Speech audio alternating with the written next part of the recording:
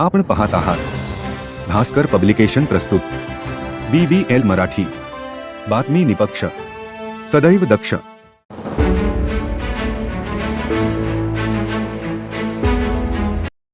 सांगली जिल्ह्यातील शिराळा येथील साई सिमरन हिदायत घाशी या मुलीला सर्वसाधारण कौशल्यासाठी राष्ट्रपतींचे सुवर्णपदक प्राप्त झाले आहे.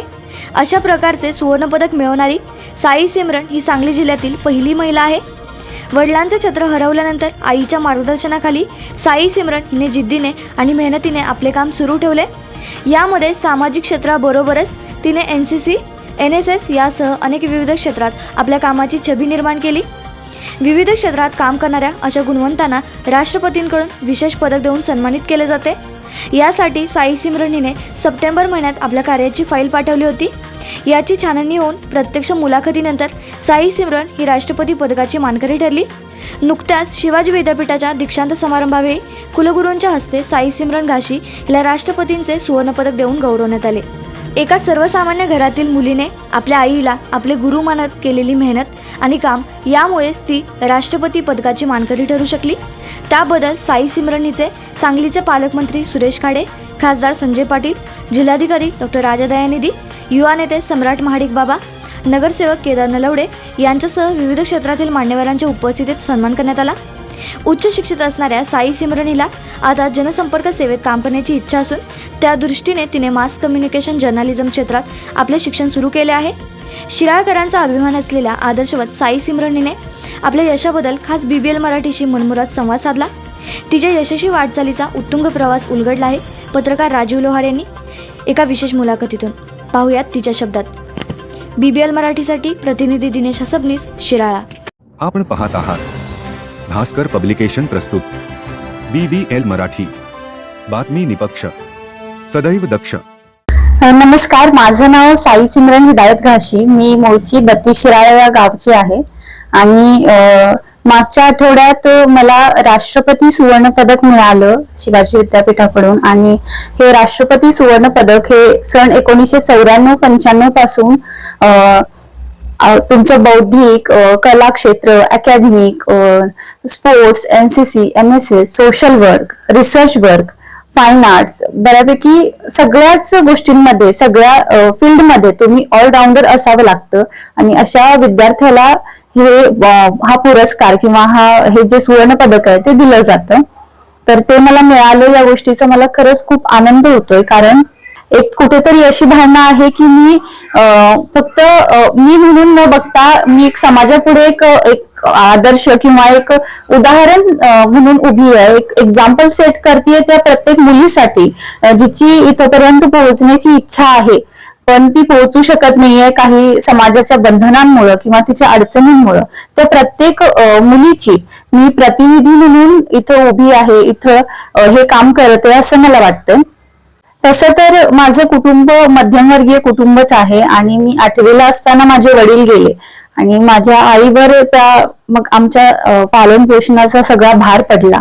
आणि तिनेही जिद्दीनं चिकाटीनं समाजाशी लढत आम्हाला मोठं केलं आणि काहीतरी तिच्या अपेक्षा होत्या ज्या कदाचित तिच्या आयुष्यात तिला करायचं होतं ते देखील या समाजामुळं किंवा त्या बंधनांमुळे तिला करता आलं नाही. आणि त्या गोष्टी तिनं माझ्यात पाहिल्या आणि नेहमी तिनं मला हे सांगितलं की मी तुला अडवत नाहीये कोणत्याही गोष्टीसाठी आणि कोणतीही बंधनं घालत नाहीये, पण तू काहीतरी चांगलं करून दाखवायचंस, समाजापुढे एक चांगलं उदाहरण म्हणून तू उभी राहिली पाहिजेस, हेच तिने मला नेहमी सांगितलं. आणि तिला प्रत्येक व्यक्तीचा विरोध पत्करावा लागला. कारण ज्या समाजामध्ये आपण राहतो तिथं आपण कितीही म्हटलं की स्त्री पुरुषाच्या खांद्याला खांदा लावून काम करते, पण कुठेतरी पेट्रियार्की आहे आणि त्यामुळं जरा मागं खेचलं जातं स्त्रीला, असं होतं. आणि प्रत्येक असं एका कम्युनिटीबद्दल नाही पण प्रत्येक कम्युनिटीमध्ये किंवा समाजात ही गोष्ट आहेच, आजही आहे. आणि तसा तिलाही विरोध पत्करावा लागला. माझ्यापेक्षा जास्त तिला विरोध झाला की हिला कशाला शिकवतेस, लग्न करून टाक वगैरे अशा गोष्टी तिला अगदी मी 10वीला असल्यापासून तिला ऐकायला मिळाल्या. आणि विशेषतः हे आमचे नातेवाईक जे होते त्यांच्याकडून ह्या गोष्टी जास्त करून येत होत्या. पण तिनं कोणतीही गोष्ट अशी नकारार्थी मनावर न घेता किंवा त्या गोष्टीवर की हा बाबा हिचं लग्न करून टाकूया अशी भूमिका न घेता ती ठामपणे माझ्यासोबत उभी राहिली आणि तिच्या साथीमुळे मी इथपर्यंत पोहोचू शकले. माझा मोठा भाऊ आहे साहिल, त्याचीही मला साथ लाभली आणि या दोघांच्या प्रयत्नांमुळे मी इथपर्यंत पोहोचू शकले. माझं प्राथमिक शिक्षण आदर्श बालक मंदिर शिराळ्यामध्ये झालं, कन्या शाळा शिराळा इथं झालं माध्यमिक, आणि त्यानंतर त्याचबरोबर भारतीय माध्यमिक शिक्षण संस्थेत देखील माझं शिक्षण झालं. त्यानंतर मी पेठ नाक्याला शिकले, न्यू इंग्लिश स्कूल पेठ कासेगाव शिक्षण संस्थेमध्ये. आणि तिथं खरं तर कासेगाव शिक्षण संस्थेमध्ये गेले आणि तिथं माझ्या आयुष्याचं कुठेतरी सोनं झालं असं म्हटलं तरी काही चुकीचं ठरणार नाही, कारण तिथल्या प्रत्येक प्राध्यापकानं माझ्यातला स्पार्क ओळखला. म्हणजे फक्त एक प्राध्यापकच नाही तर प्राचार्यांपर्यंत प्रत्येकाने मला प्रमोट केला, सपोर्ट केला की तू करू शकतेस तर आम्ही पाठीशी आहे, तू करत जा. त्यांची ही भूमिका नेहमी ठाम होती. मग काही असो, NSS असो, स्पोर्ट्स असो, अकॅडमिक्स असो, रिसर्च पेपर्स, तर या सगळ्या गोष्टींमध्ये त्यांनी मला प्रमोट केलं आणि त्या सगळ्यांचेही मी आभार मानते की त्यांच्यामुळे देखील मी आज इथपर्यंत पोहोचू शकले.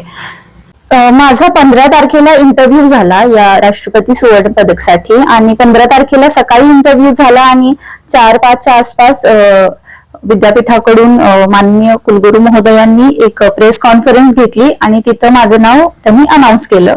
तर खरंच खूपच आनंदाचा क्षण होता माझ्यासाठी आणि खूपच भावूक क्षण होता, कारण माझ्या एवढ्या वर्षांच्या कष्टाचं, फक्त 1-2 वर्षाच्या 4 वर्षाचं नाही, तर माझ्या 10वी पासूनच्या कष्टाचं आणि मी जेव्हा पहिलीला होते तेव्हापासून आतापर्यंत हे 17वीचं शिक्षण जे सुरू 17 वर्ष, हे 17 वर्षांच्या माझ्या आईच्या भावाच्या कष्टाचं फळ कुठेतरी मला मिळाले असं मला ते डोळ्यापुढे दिसलं ज्यावेळी माझं नाव अनाऊन्स झालं.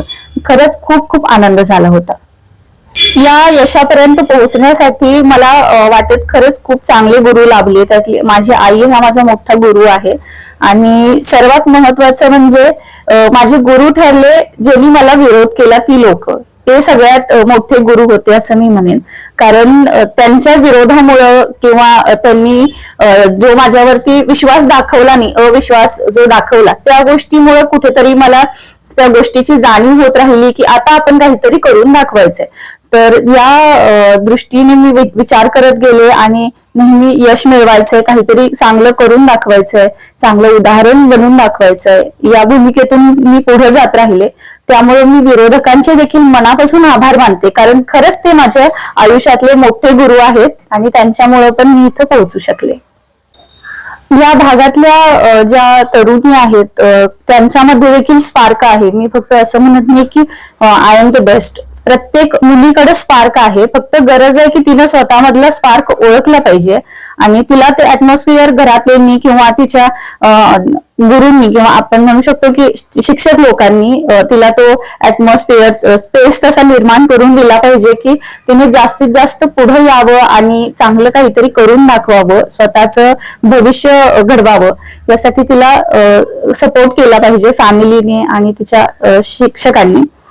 आणि सेकंड थिंग की मी आधीच जसं म्हटलं की स्पार्क हा आहे, प्रत्येकीमध्ये आहे, पण काय होतं की किशोरवयीन मुली आहोत आपण आणि त्या ह्याच्यामध्ये की आपण क्षणाच्या मोहाला बळी पडतोय आणि मग ते असं होतं की आपण सोन्याचे लहान लहान तुकडे असे पडलेले असतात आणि ते आपण गोळा करत जातो आणि त्या सोन्याचे तुकडे गोळा करण्याच्या नादात आपण हे विसरून जातो की समोर मोठा खजाना आहे आणि तो आपल्याला मिळणार आहे, हे आपण विसरून जातो आणि त्या खजान्यापर्यंत पोहोचेपर्यंत आपण थकून जातो आणि ते कुठेतरी मग तो खजाना आपल्या हातून सुटतो. तर त्यासाठीच मी सांगेन की हे वाटेतले लहान लहान जे सोन्याचे तुकडे आहेत त्यांच्याकडे दुर्लक्ष करा, तरच तुम्हाला पुढे जाऊन मोठा खजाना मिळेल आणि त्या दिशेने प्रयत्न करत राहा, हेच मी तरुणींना सांगेन. तसं सांगायचं तर मी मास कम्युनिकेशन फक्त नाही तर डाएट न्यूट्रिशन मध्ये देखील माझं ग्रॅज्युएशन कम्प्लीट केलेलं आहे आणि त्याचबरोबर आता PG सुद्धा मास कॉम आणि डाएट न्यूट्रिशन दोन्हीमध्ये करते. तर माझं दोन्हीकडे कल आहे. तसा मला बोलण्याची आवड आहे त्यामुळे मी मास कॉम कडे गेले आणि मेडिकल सेक्टरची आवड आहे म्हणून मी डाएट न्यूट्रिशनचं एक वेगळा ऑप्शन की त्या गोष्टीबद्दल अजून लोक एवढे अवेअर नाही आहेत तर ती गोष्ट मी निवडली ऍज अ करिअर. मग माझ्याकडे आता हातात दोन्ही ऑप्शन आहेत की दोन्ही चांगल्या गोष्टींमधलं मी ज्ञान घेतेय आणि भविष्यात मग मला या दोन्ही क्षेत्रामध्ये मिळतं जुळतं करिअर करता यावं या दृष्टीने माझे प्रयत्न सुरू आहेत. मग मी भविष्यात पब्लिक रिलेशन ऑफिसर होणं हे माझं ध्येय आहे. मग मासकॉम करून मग मी गव्हर्नमेंट PRO होईन किंवा डाएट न्यूट्रिशन करून मग जर मला मेडिकल फील्ड मधलं थोडं ज्ञान आहे तर मग मी मेडिकल PRO होईन. बट मला PRO म्हणून काम करायचंय. मला त्याच्यामध्ये खूपच इंटरेस्ट आहे. समाजकार्याची आवड मला अगदी जसं मी म्हंटल की 12वीचं मी शिक्षण पूर्ण केलं किंवा करत होते तेव्हापासूनच मला समाजकार्याची आवड होती आणि त्या दृष्टीने मग आपले जायंट्स ग्रुप आहे, जायंट्स ग्रुप ऑफ इस्लामपूर, त्यांच्यासोबत मी काम केलं. यंग जायंट्स इस्लामपूर सहेलीची अध्यक्षा म्हणून मी काम केलं. ते उपक्रम बरेच घेतले. तर समाजासाठी मी पहिल्यापासून काही ना काही छोटासा वाटा देण्याचा मी प्रयत्न करतच आहे आणि कोविडमध्ये देखील मी काम केलेलं आहे. तर ती गोष्ट माझ्यामध्ये आहे की मी करेन समाजासाठी नक्कीच काहीतरी. पण आता तात्पुरतं तरी मी समाजाच्या समोर सेवा म्हणून असं नाही, पण समाजासमोर मी जस्ट एक एक्झाम्पल तरी सेट करते की भविष्यात की माझ्याकडे बघून 4 मुली प्रेरित व्हाव्यात आणि त्यांनी काहीतरी चांगलं करावं आणि त्यातून जर त्या चांगलं काही घडल्या तर तेच मी समाजासाठी केलेलं काहीतरी चांगलं कार्य असेल असं मला वाटतं. धन्यवाद. बीबीएल मराठीसाठी आपण वेळात वेळ काढून संवाद साधलात आणि भविष्यातील आपल्या योजनांचा आढावा घेतलात. आमच्या बीबीएल मराठी परिवारातर्फे आपलं हार्दिक अभिनंदन. धन्यवाद. धन्यवाद सर. आपण पाहत आहात भास्कर पब्लिकेशन प्रस्तुत BBL मराठी. बातमी निपक्ष, सदैव दक्ष.